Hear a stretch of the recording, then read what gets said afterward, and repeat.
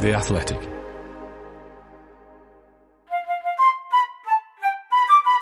Hello and welcome to the TIFO Football Podcast. I'm John Mackenzie and I'm joined, as I always am, by my good pal and producer, Mike Zimmerman. Mike, how are you doing today?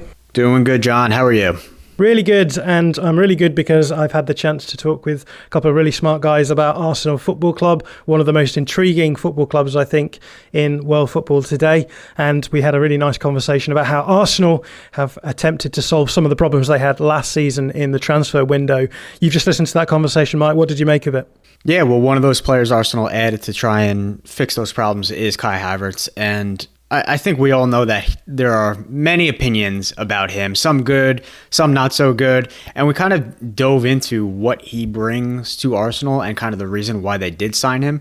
And then another thing is the huge elephant in the room, which is the, at the time, record fee for Declan Rice, and whether or not the fee actually matters over the player. Yeah, and I think the thing that I took away from it was just talking about how Arsenal are going to become antagonists this season rather than just protagonists. So they're going to come out and there's going to be big games for them in Europe in particular, but also at the top of the Premier League, where they are going to have to suffer a little bit and they're going to have to work hard for their wins. That's what we saw at Crystal Palace recently, but we're going to see it happening more and more as the season goes on. So I think the best thing for us to do is to just jump straight into that conversation now.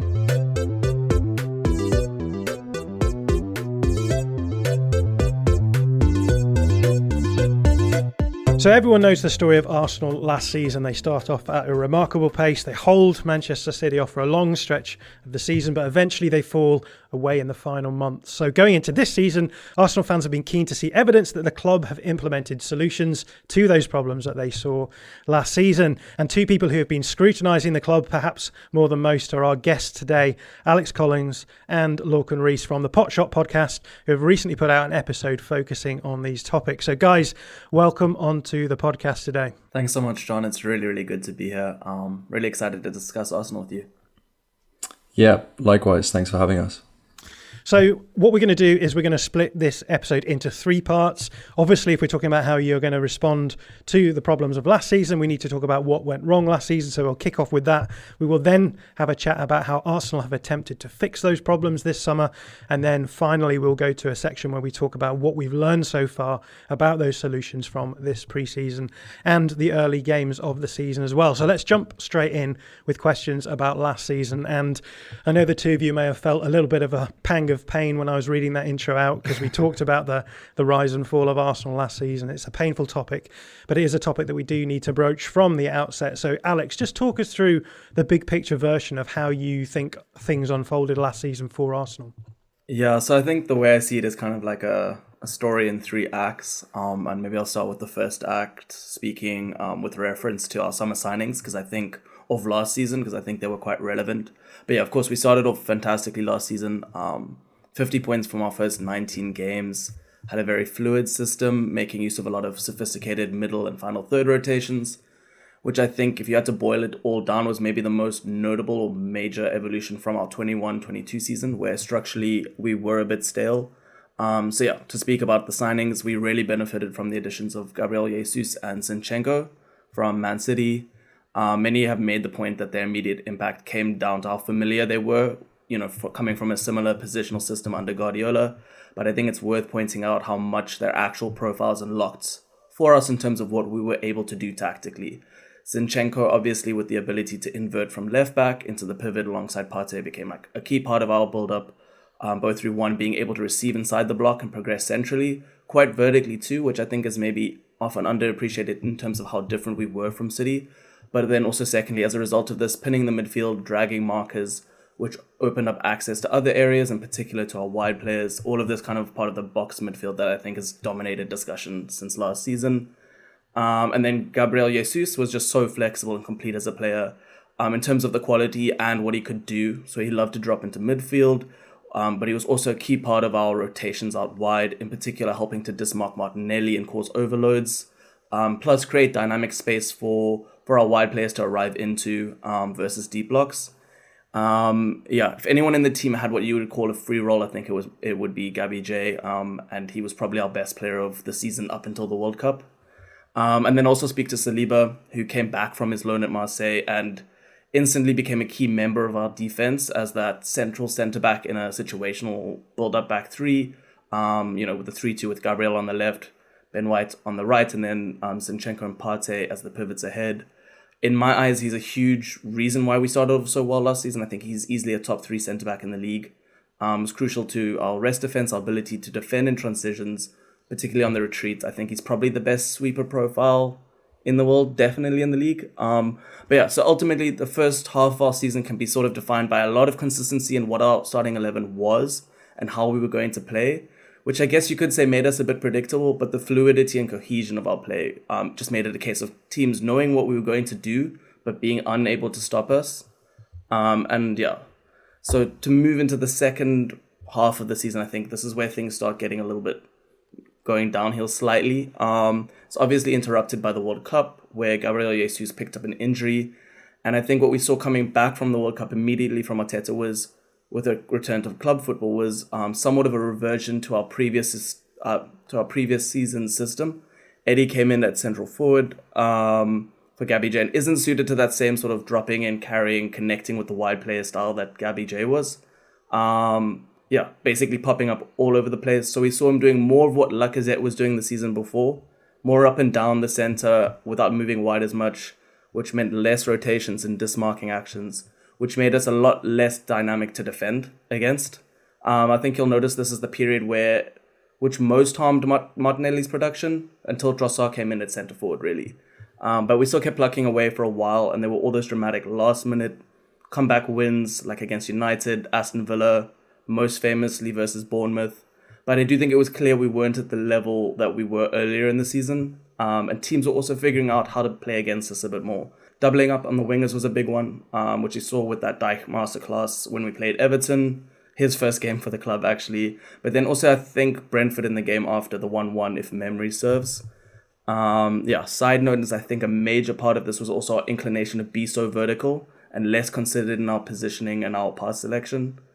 Specifically talking about Partey, and I think as we go along we'll talk about the differences in maybe the six and how we go forward. The final act of this 3-part was where everything really did start to unravel. Firstly, just with the season-ending injuries to both Tomiyasu and Saliba within 10 minutes of each other in the second leg versus Sporting in the Europa League, which put strain on what was already a pretty light squad, at least in terms of first-team players able to play a part in the title race. The solution from Arteta was to continue with the same system, largely, despite the loss of Saliba not having appropriate backup to him, at least profile-wise. So we brought in Holding, and while we got away with that for a bit, I do think we struggled to keep it up in the run-in, especially with City just refusing to be normal and drop points at all. So also some players who were great in the first half of the season dropped in the second half. They dropped to level, so Partey and Zinchenko are the main culprits, I'd say. And basically how it ends is it leads to us suffering 3 straight draws, which really did feel like defeats. Against Liverpool at Anfield, despite us going up 2-0, against West Ham and then Southampton, before that crushing 4-1 loss against City, which pretty much confirmed the title race being over. And the rest of the season is a bit of a blur for me. Well, with the benefit of a little more critical distance and the healing power of time, you've probably both got a little bit of a better read on the reasons for the eventual disappointment of last season. So a couple of things that I picked out from what you were saying there, Alex, was this comes down to a combination of personnel, but also in terms of actual tactical inflexibility, which teams started being able to respond to. So, Lorcan, I'll come to you on this. What do you think was the main reason then that Arsenal tailed off in the second half of the season? One of the things that I sort of generally point to is the build-up unit. As Alex said, we lost Saliba and Tomiyasu in the space of literally the same 10 minutes in the Europa League, which I desperately didn't want us to be in anyways. And there was, like Alex said, there was a lack of backup in terms of that sweeper central centre-back profile to Saliba. And I still wonder whether we might have seen Tomiyasu in that role. But overall, I think Saliba and Zinchenko were key parts of that build-up unit in ensuring sort of proficiency in that third of the pitch, if you will. And then Holding came in. We weren't as proficient. And on the other end of the ball, we began to see the average defensive line height go down. We didn't have Saliba's the same presence on the pitch. In terms of the partnership he'd struck up with Gabriel. There was also a Partey injury at some point, which was when he came back, sort of there was that decline in his performance levels. Jorginho came in, was actually really good, but we began to struggle with sort of like central compactness in the press. As Alex said, coaches and teams began to find us out in certain parts. I remember being quite impressed with the way Southampton played against us at the Emirates. And then that is that element of just inexperience. It's kind of that intangible thing. But we hadn't been there before. It felt like, almost as a fan, it felt like we were riding a wave. The team was riding a wave, and that wave sort of dissipated upon the injuries, and we had to sort of get back on the proverbial surfboard. And every single point where it looked like we were getting a bit of rhythm, take the Liverpool game, for example, where we started really well, we just got knocked down again. And it never sort of, I mean, it's painful just to talk about now. Yeah, so what I want you guys to do then is because I am interested in how you think that we are going to talk about Arsenal solving these problems. But as I've said, there's those two factors, the personnel factors and tactical factors. And I wonder how you would apportion the blame for what went wrong across those two factors, with the understanding that you can have other as well as another category here. So just a percentile distinction between what you think was the most important aspect in terms of the fall off. So Alex, we'll go with you first. How would you spread those three factors out? Okay, so I think if we speak personnel factors, just broadly, it's that lack of depth and also maybe lack of like-for-like backups. And then tactically, it's not adapting to the personnel factors or being able to adapt, I would say quite broadly. So, in terms of apportioning blame, it's a bit of everything. The personal and tactical factors really do melt into each other. Though since I guess personnel naturally precedes the tactics, I would put the blame on Arteta, I guess, for not adapting tactically to the players he had available. I know we've become, it's become a thing where Arsenal fans kind of blame the Holding situation as the reason why we lost the title. And I do believe that, but I don't put the blame with Holding so much as us not having solutions other than just putting Holding in and then hoping it would work out. But yeah, I guess the one other thing I would say is just we were emotionally and physically exhausted by the end of the season, and I guess I would put that in the other category. All those emotional highs were incredible for the spectator, and it boosted morale for sure, I think, initially, but it's also quite an exhausting thing. And after the highs, there, if not lows, there's that come down from those highs where players just can't be completely like at 100% in terms of that emotional level throughout the season. I think the last thing I would say is, while I apportioned a lot of the blame tactically to Arteta, it's also hard to do because I think it did really come down to lack of depth. Because I remember at the time Lorcan was actually on that pod where we were both begging for Partey to play right back in the preview to the City game. I still think he should have over... And then, White moves to right centre-back, Holding is dropped, and we played Jorginho at defensive midfield. Arteta didn't do that. And while I still think he should have, we just recently rewatched that game, and it just struck out to me like how much we needed that mobility from Partey to even handle the team. So if we hadn't had him there would have been issues elsewhere. So I think it's just kind of, choosing where you're going to be compromised by a lack of quality and depth. So that is ultimately maybe where I portion most of the blame, but definitely to some extent adaptability to that issue. Yeah, if I can just piggyback on that, because I know Alex and I do agree on sort of the extent to which we apportion blame in various places. I'd say 50% Saliba, 30% mistakes thereafter. So under that, I'd put not playing Kiwior, or essentially playing Holding, where you could have played Kiwior, which we did in the Newcastle game, or Partey, basically not falling on the Holding sword.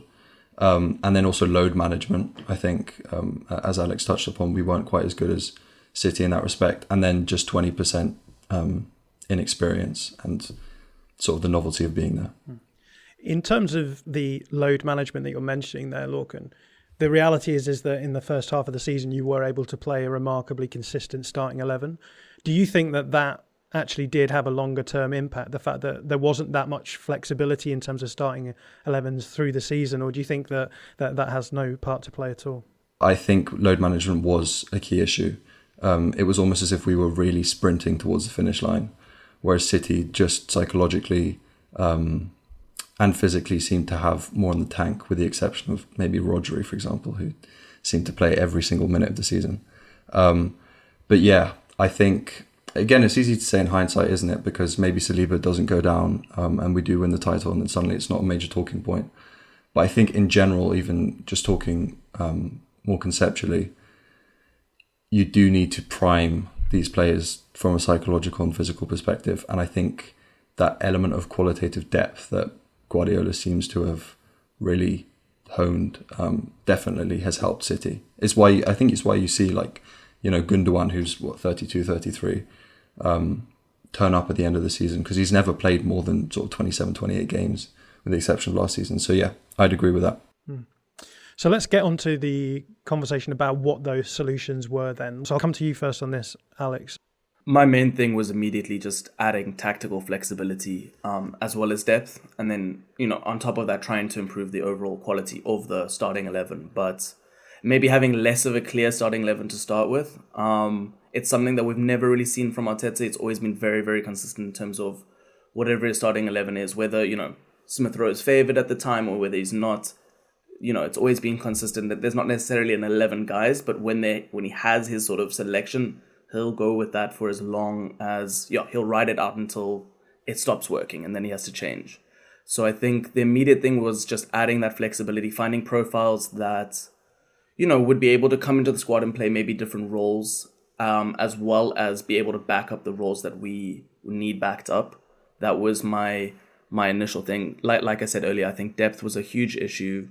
But also just us becoming a bit predictable and teams working us out. And, you know, very importantly, I think Arteta didn't really, in games, whether he was able to or not, is something we'll see, I think, going forward now that we've added that flexibility and depth, right? But wasn't able to tweak games to find solutions. It was very much just bringing on players into the same roles. Yeah, and I think it was you, Alex, who mentioned before the phrase like-for-like replacements. And I think often when people think about the question of how do you improve depth, usually the answer to that is, you know, replace a player like William Saliba, who can do those things in a manner better than Rob Holding was able to do in the end. But I think in the end, what we've seen this summer is that a lot of the profiles that were brought in weren't necessarily like for like. So we'll get onto the summer in the next section, but I'm just interested, I'll start with you on this, Lorcan. In terms of going into the summer, were you expecting Arsenal to just bring in those like-for-like replacements? Or did you have a sense that there was going to be some kind of tactical shift that was going to take place over the course of the summer? Obviously, I was curious as to the sort of players and profiles we'd bring in. I don't remember actually giving it too much thought as to the specific ones those would be, because I assumed we'd get Rice. And I did wonder, to be fair, whether we'd go after the Rice-Sado dream. But the way, because I looked back at my notes as... because we had a podcast about this, that I think it was the midfield reconstruction one, and I split it into reactive ways and proactive things. So reactive was solidifying the build-up unit, because that was our Achilles heel when Zinchenko and Saliba went out last season. The load management issue we've touched upon, and then commanding more second phase control I put down, which was to deal with sort of adverse game states, and then the proactive part of it was more ruthlessness in front of goal, transcending what was the over-reliance on rotations to create threat at the time, and then that level of tactical malleability. So what you talked about, John. Well, let's start talking about what's happened over the course of the summer, because it's been a really big window for Arsenal. I've got 4 key players that they've brought in. So you mentioned Declan Rice, obviously the most expensive, over £100 million spent on him. Kai Havertz was the first of those signings, and I think maybe one of the more unexpected signings of the window. So I'm keen to talk to you guys about him as well. Then Jurrien Timber, after the other 2 had come through the door, followed by, again, another surprising addition in a goalkeeper who could be a starting goalkeeper level for Arsenal, David Raya, being brought in towards the end of the window. So I think the best thing for us to do is to just go through them in chronological order. So as I mentioned, we start the summer off with Kai Havertz coming through the door fairly early on. It was the 28th of June, I think, that he was announced. And as I say, it was a sort of surprising name, I think, for a lot of people, because we have the context of knowing that Granit Xhaka was moving back to the Bundesliga, so there was that left 8 position nominally open, or some kind of player to fill that left 8, and Kai Havertz, I think, was pretty much touted to be that player. So, Alex, how surprised were you when you heard the name Kai Havertz as a potential signing for Arsenal for the first time? I'll say initially very, but I think for whatever reason I did almost immediately see the logic in it from Arteta's point of view. That's not to say I was in favour. I was not in favour of bringing in Havertz when the rumours first popped up. Though since I've kind of mostly opted to trust the process, I guess you'd say, using some Arteta word language. But yeah, I think where I saw it making sense is that to some extent, particularly in possession, I think we'll speak later, out of possession, how he's different from Xhaka. I did see it as an evolution within the system of what Xhaka was doing. And as important as Xhaka was, I was always of the impression that there was a limit in terms of what we were getting out of him offensively. Despite it being very good, it was because the system was very good and served him well, and that you could actually put a player in there who could do a lot better. So it made sense. And then also because I think I've been on this sort of calling for more flexibility, and also there has been, sort of suggestions from Arteta since end of last season that he was looking for more flexible players. It made sense as someone also who could be a centre forward. So that was my initial impression, is that he's someone who could play midfield, in between that midfield sort of role and centre forward, particularly as sort of like a technical target man to an extent. I think I've always been of the impression that Arteta's been after a technical target man. I did expect someone who would be more of a focal point for the attack than I think Havertz is, but it made sense to me. So for those reasons it did. At the price, I was very surprised. 65 million is kind of crazy, especially since when we were first linked, I kind of thought of him as not someone who came in necessarily as a definite starter, but as sort of trying to compete to start. So yeah, I think it did make sense, but I wasn't particularly in favour. I wasn't particularly a big fan of Havertz at Chelsea. Yeah, and Lorcan, you've already mentioned that you hadn't really thought about what the tactical divergences were going to be going into the new season. But as soon as you get a player name like Kai Havertz, you're going to start immediately thinking about what those tactical divergences are going to start looking like. So what did you make of that when you saw that Havertz was being brought in, was going to be used as maybe a little bit more of a flexible option in that left 8 spot, with the possibility of going forward into a centre forward spot as well? What did you start thinking about what it was that Arteta was trying to do? Yeah, so the first thing is I really, again, didn't expect this to happen, was against it, and actually offered my friend a blank cheque to a holiday destination of their choice if it were to happen, and then it did happen. So we forgot about that. But yeah, we did discuss this in one of the podcasts at the time.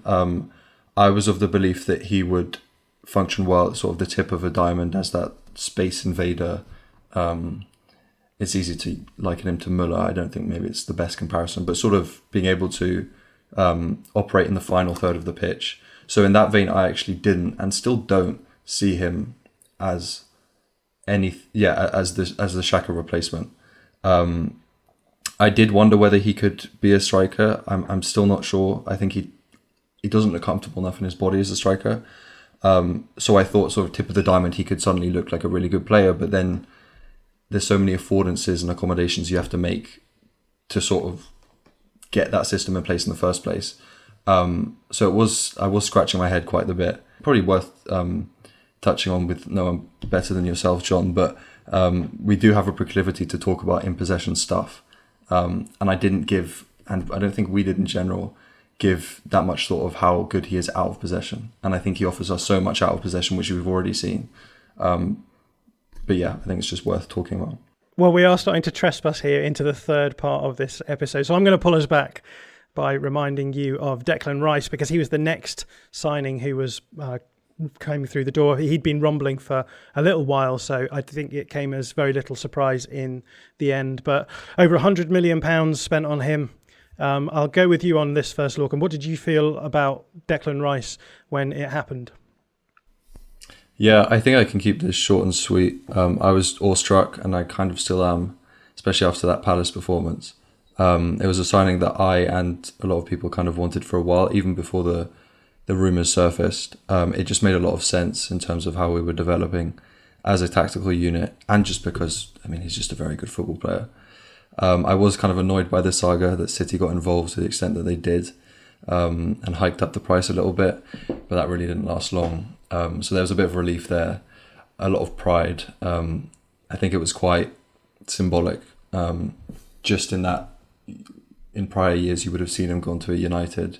You just know Fergie would have loved him, for example, and then Pep sort of was obviously in for him. So it was great, and I'm really happy, still really happy that we have him.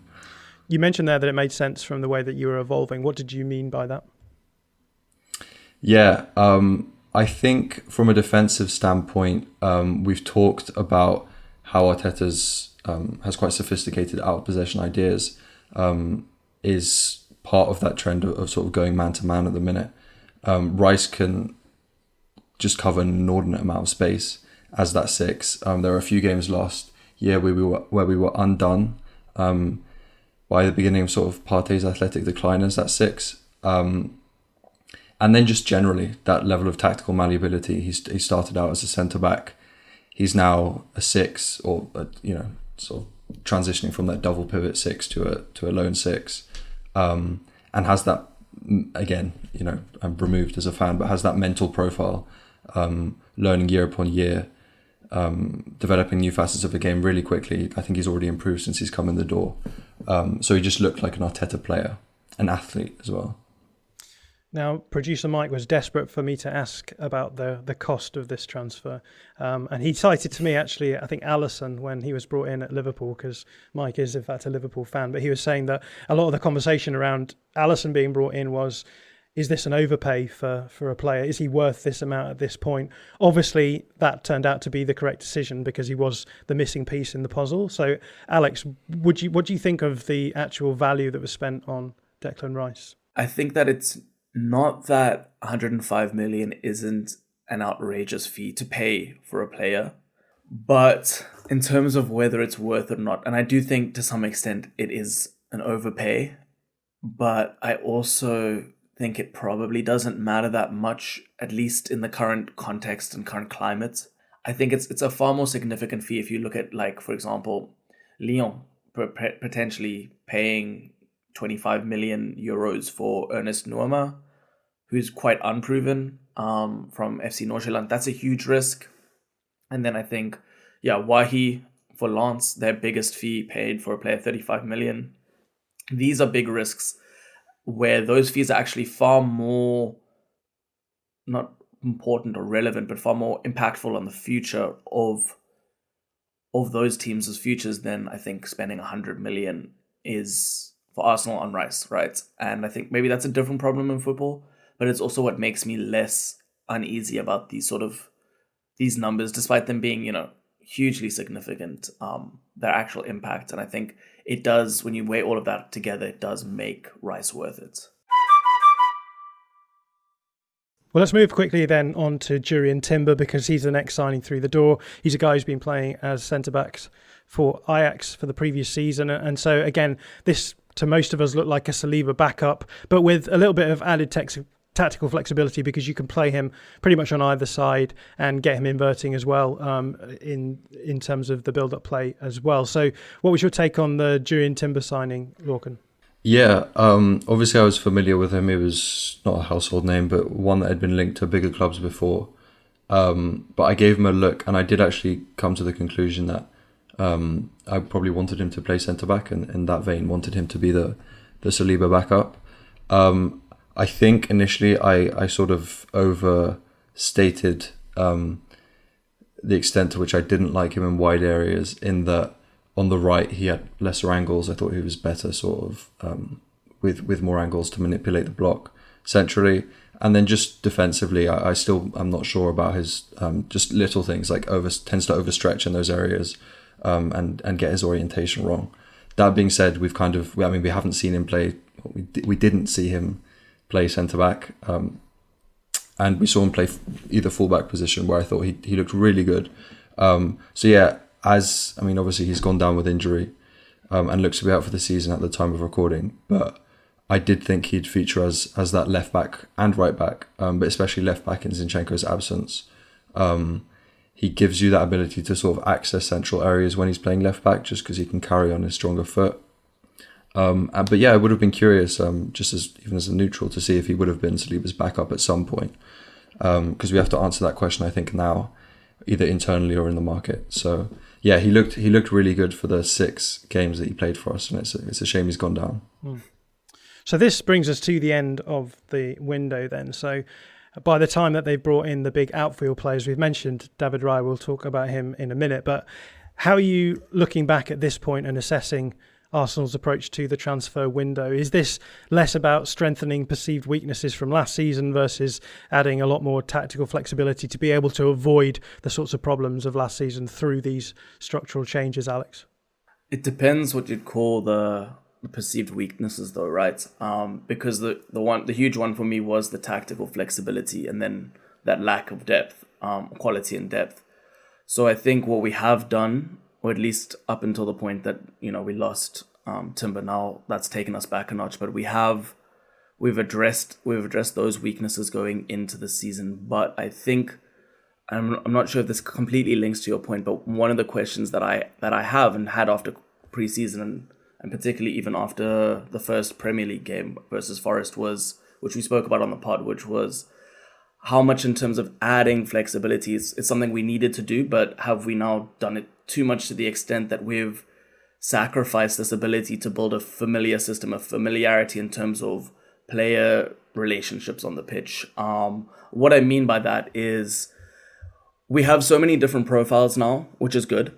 It means that we can change up and we can be a bit more reactive, which is a good thing. I think, as Lorcan has used before, being antagonists more than protagonists that we were last season, which I think we needed to add. But now, for example, so far Zinchenko's been injured and we don't actually have a like-for-like or someone who can slot into the system for Zinchenko, which means we've used Partey, inverting from the right. Then there's these questions now with Zinchenko coming back. Does he just slot in and invert from the left? What happens with Partey now? Suddenly what you get with Arteta is that there's all of these like small rebalancing equations that he has to kind of go through, which to me, it's not necessarily a problem, but it does make his job a lot trickier, because it's now, in adding that flexibility, there's that risk of losing that familiarity and that consistency of a system that works. And it also means if you lose certain players, you may not be able to play a system that would work against the opposition that you want to. So even when you have that flexibility, it's very dependent on Zinchenko being available, or Saliba being available, or Rice obviously being available. I think he's kind of central to the system. So every system kind of goes around how we use him, but you get the general idea. So that's my one sort of concern in terms of how we've addressed it, is not so much whether we have, because we have, but have we gone too far in doing so created another problem? Yeah, so Lorcan, to pose Alex's question to you, how much flexibility is too much flexibility? Yeah, as we've sort of covered already, the vision was to sort of transcend some of to evolve into a novel tactical unit and unlock different parts of sort of be the antagonists. I think a lot of what Arteta has planned is to be able to play against sort of the big boys in Europe and look like a completely different side on the Tuesday night as we did compared to sort of 4 days earlier on the Saturday when we played, Luton at home.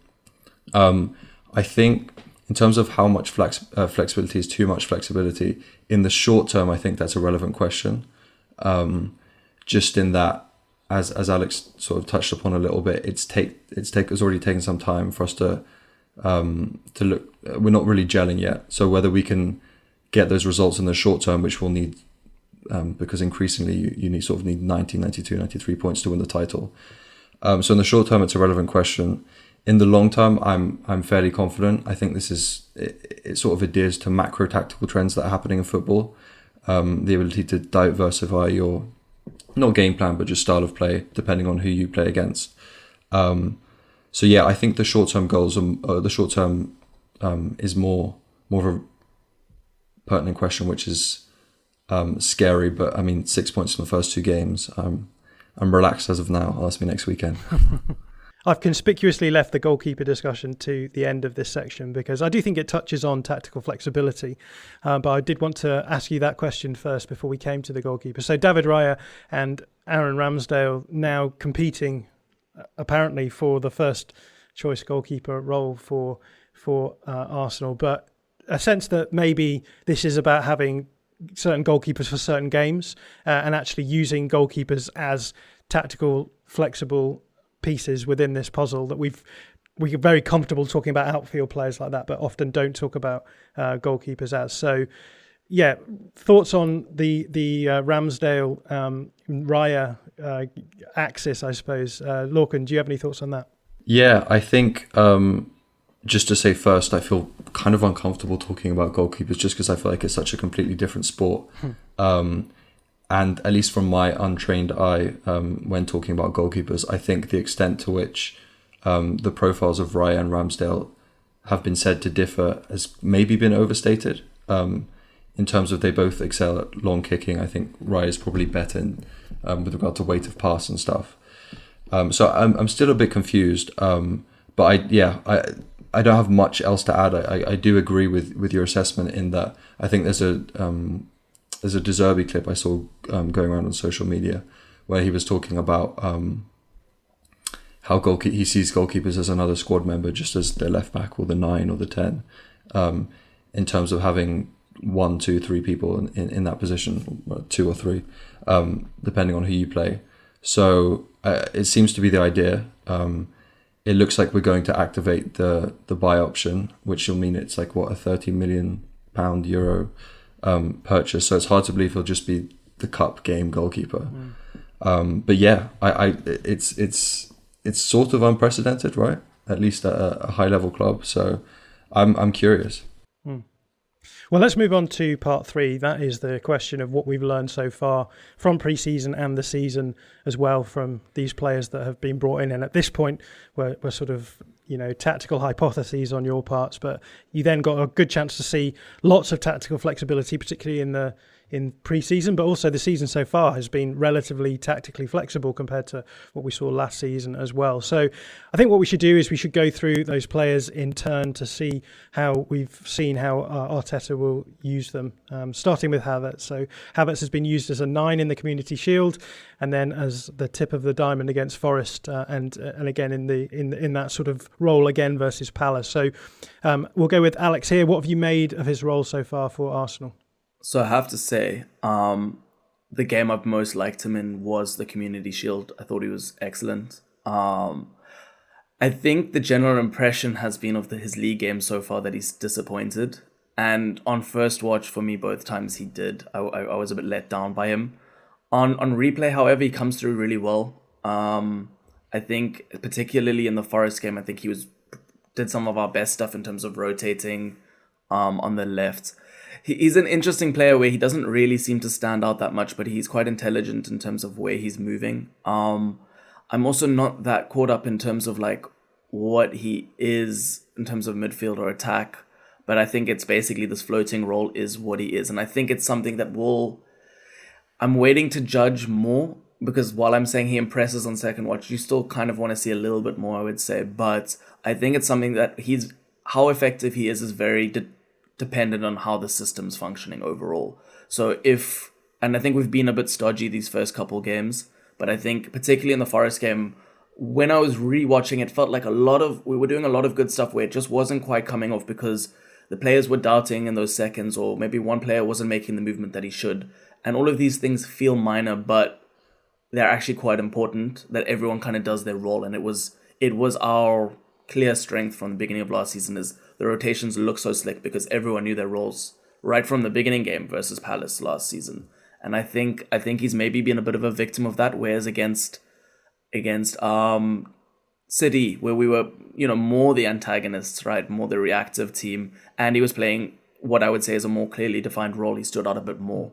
So yeah, I'm cautiously optimistic about his performances so far, I have to say. Yeah, and it's become a bit of a trend, I think, in the podcast, Lorcan, that you see Havertz as more of that striker figure. And you've also already said so far that even when he's playing in that deeper role, it is very much to get the most out of him as the tip of that diamond that you're using him as a box crasher, someone who can fit between being a midfielder but also have a box presence as well. So I presume that you think that that's still the best role for him.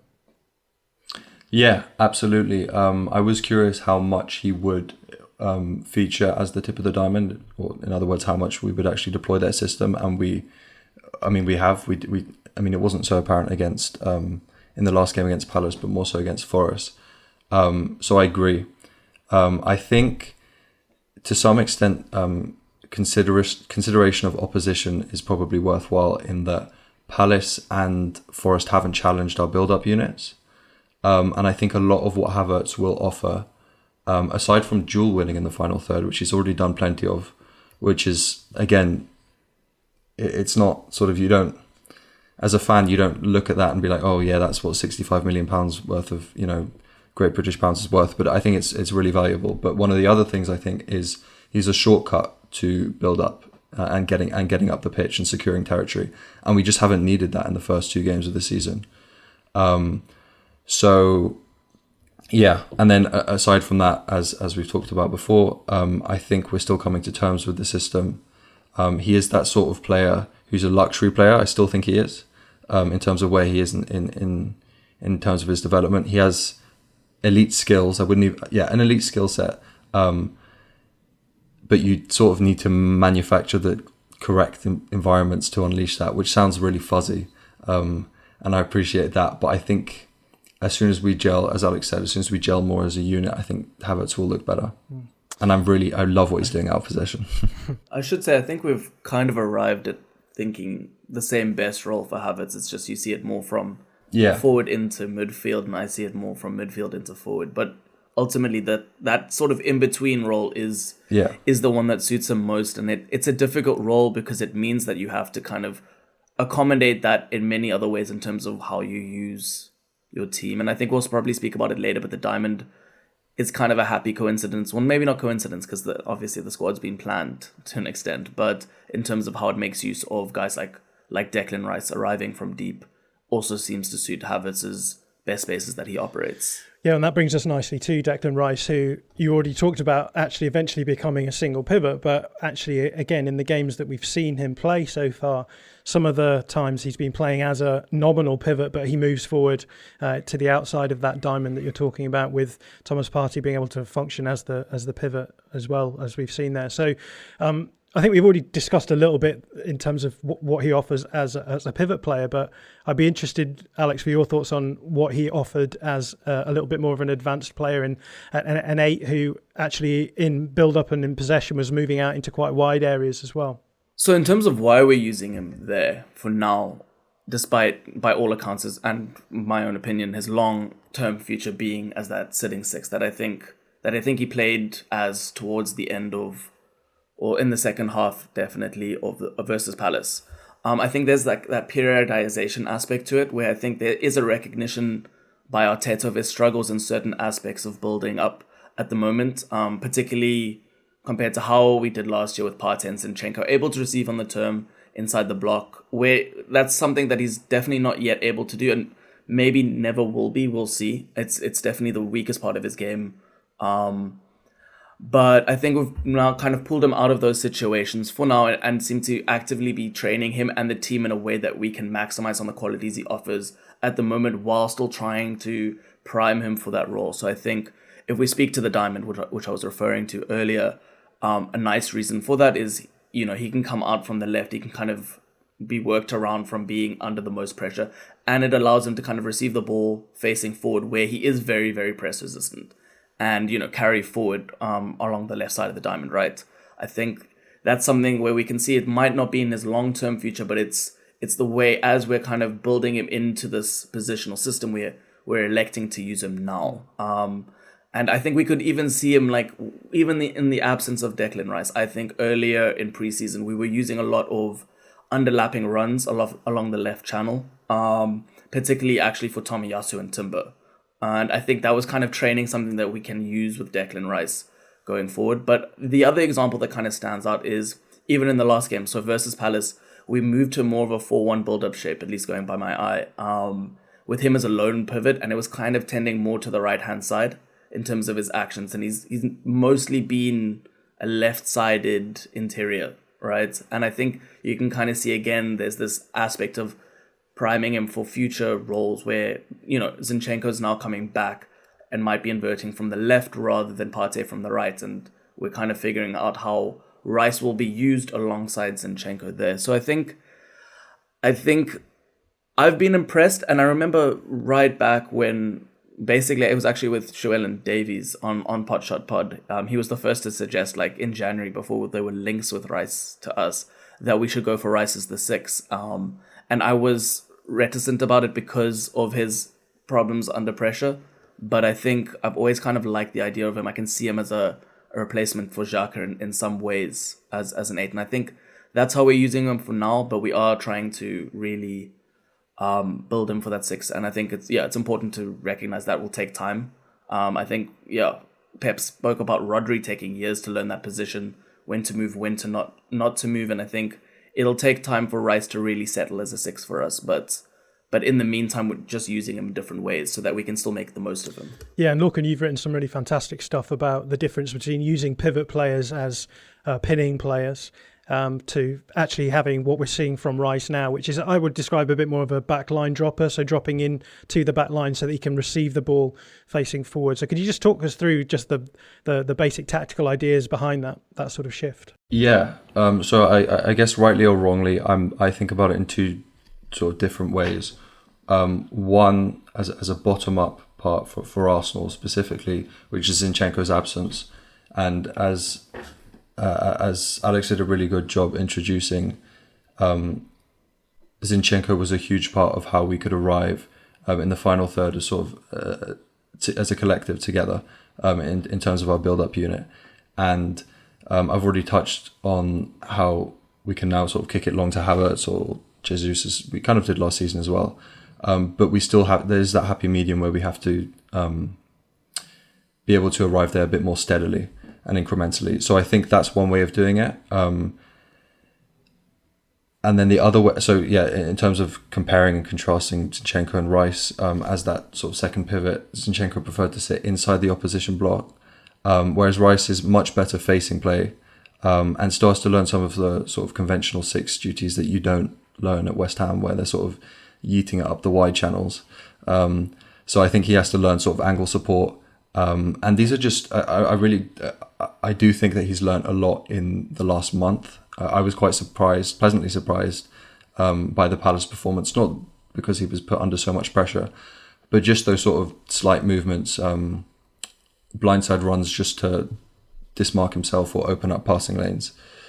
And then the second way I've thought about it, I guess, is more at the risk of delving into tactical theory, is just a more fluid build-up structure that we've sort of begun to see among the top sides early this season, which is kind of to exploit, out to my eye at least, to exploit some of the out of possession setups. So that's being vertical, progressing vertically at the right times, forcing jumps, adapting the orientation of players, and sort of at one moment the build-up unit will look like a 3-2 and then it'll look like a 4-1. And I think that fits really well, just to come back to Arsenal, with how we like to arrive in the final third, which is kind of dynamically. So I think it's an amalgamation of things, if you will, and it seems to be working quite well early on. Well, let's talk quickly about Jurrien Timber and his unfortunate injury.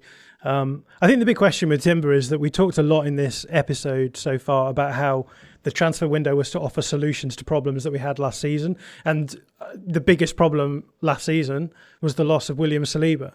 And it feels to me as though Arsenal's still very much in a situation where if they lose William Saliba, they still don't really have a solution to that problem. Now, in part, that is to do with the fact that Jurrien Timber is probably not going to be available for the rest of the season. But I'm just wondering, Alex, what you think is the situation now? Is it the case that Arsenal do need to bring in another backup so that they have some kind of depth in case that kind of problem happens again? Yeah. I think we do need to bring in another player. I'm just very unsure with how we go about that. I don't really have an answer as of yet.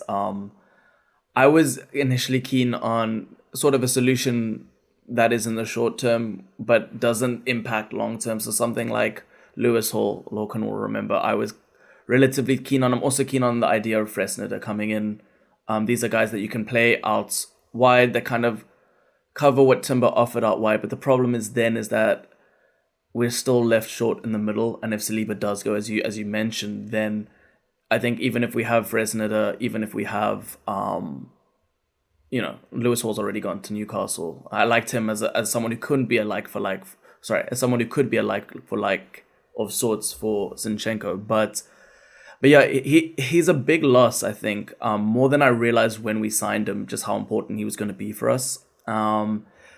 Something that kind of gave me confidence. I think it's very hard to find these sort of players who can be sweeper centre backs and play really well on the retreat. And Timber maybe didn't have the tendencies yet, but he definitely had the pace for it. I think he's really good at timing his challenges and arriving into those challenges. And he's nimble, so he can go either side. If he's playing more centrally, which is where we use our sweeper. So he is a big loss. I'm not particularly sure what we can do. I think the solution probably will be, so that we don't end up clogging up the team in the middle long term, is to look for a fullback.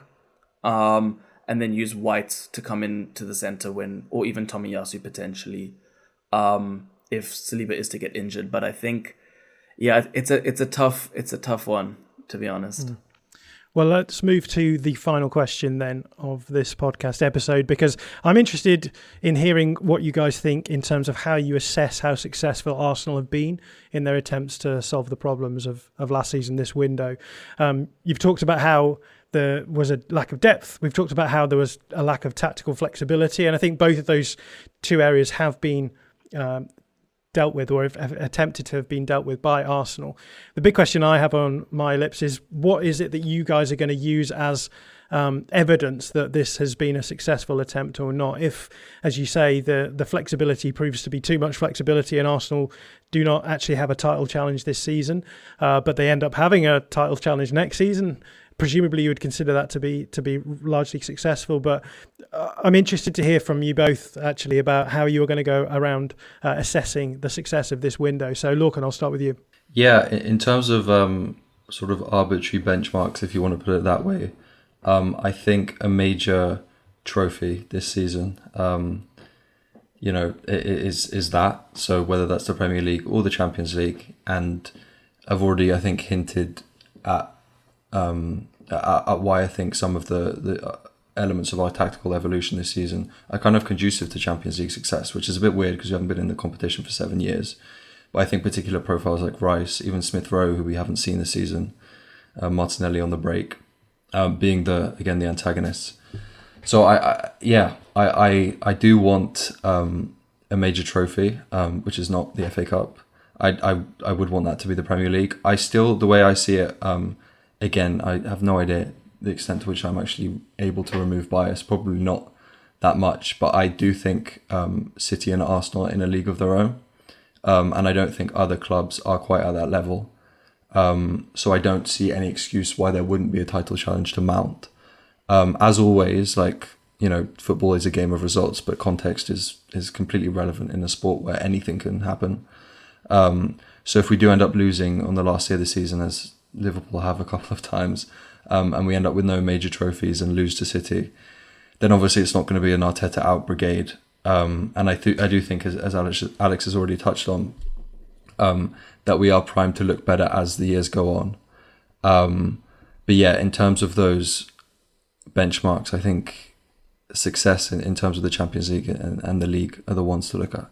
Yeah, I mean, I would love a trophy. I don't want to put, particularly because I think we will do well in the cup competitions, and I think sometimes you can do really well in a cup competition and just lose because those are what the football gods decide happens that day. So I don't want to say we need to win, the FA Cup or the Champions League, but I do think what's important is doing better in the cup competitions than we have. And that's kind of an extension of what Lorcan spoke about, is being harder to beat.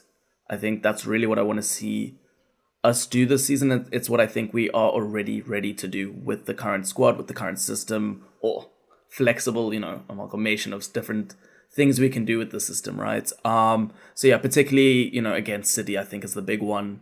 Like Lorcan said, I do think we are in a league of our own, I think, but still, like games like Liverpool at Anfield, I want us to be tough to beat. And then, my expectation for us this season, and I think it's because I feel like, we've gained flexibility and maybe unpredictability, at least in theory, but maybe lost familiarity and that cohesion and that fluidity in practice.